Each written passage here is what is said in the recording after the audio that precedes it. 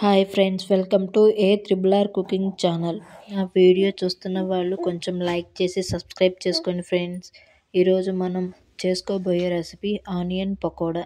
ఎంతో టేస్టీగా క్రిస్పీగా ఉండే రెసిపీ. ఎలా చేసుకోవాలో నేను ముందుగా వేరుశనగ పిండిలో కొంచెం ఆనియన్స్, పచ్చిమిర్చి, కొత్తిమీర, కరివేపాకు, టేస్ట్కు తగ్గ ఉప్పు, కొంచెం కారం అండ్ కొంచెం జీలకర్రను కూడా యాడ్ చేసుకున్నాను. మీకు ఇక్కడ జీలకర్ర పొడి కావాలంటే యాడ్ చేసుకోండి. నేను ఇట్లా డైరెక్ట్గా జీలకర్రని యాడ్ చేసుకున్నాను. ఇలా మొత్తం కలిపేసుకున్న తర్వాత వాటిని కాగిన ఆయిల్లో ఇలా పకోడీలాగా వేసుకోవాలి.